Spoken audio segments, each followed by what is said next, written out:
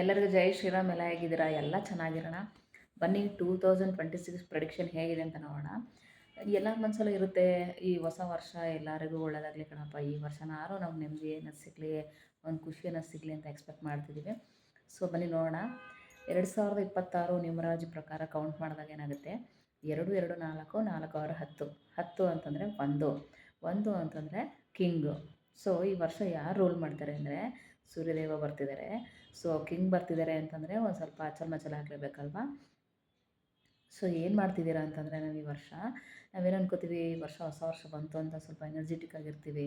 ಈಗ ನಾವು ಹೊಸ ಕೆಲ್ಸಕ್ಕೆ ಹೋದ್ರೂ ಅಷ್ಟೇ ಅಲ್ವಾ, ನಾವು ಒಳಗಡೆ ಹೋದ ತಕ್ಷಣ ಒಂದು ಹೊಸ ಎನರ್ಜಿ, ಹೊಸ ಇದರಿಂದ ಹೋಗ್ತೀವಲ್ವ. ಸೊ ಅದೇ ರೀತಿ ನೀವು ಮುಂದುವರೀರಿ.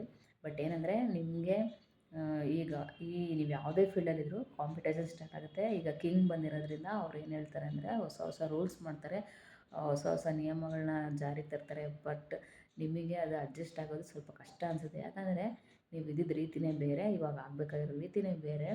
ನಿಮ್ಮ ಸೀಟ್ ಉಳಿಸ್ಕೋಬೇಕು ಅಂದರೆ ನೀವು ಸ್ವಲ್ಪ ಅಪ್ಗ್ರೇಡ್ ಆಗಬೇಕು.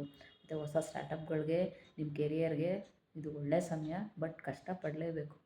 ಏನಂತಂದರೆ ಸೂರ್ಯದೇವ ಅಂತಂದರೆ ಅವರು ನಮ್ಗೆ ಏನನ್ನ ಕಲಿಸ್ತಾರೆ ಅಂದರೆ ಡಿಸಿಪ್ಲಿನ್ನ ಕಲಿಸ್ತಾರೆ. ಅವ್ರ ಹತ್ರ ನಾವು ಇರಬೇಕು ಅಂದರೆ, ಈಗ ನಮ್ಮ ಹನುಮಾನ್ಜಿ ನೋಡಿ ಇಲ್ಲಿದ್ದಾರೆ, ನಮ್ಮ ಹನುಮಾನ್ಜಿಗೆ ಅವರು ಗುರುದೇವ.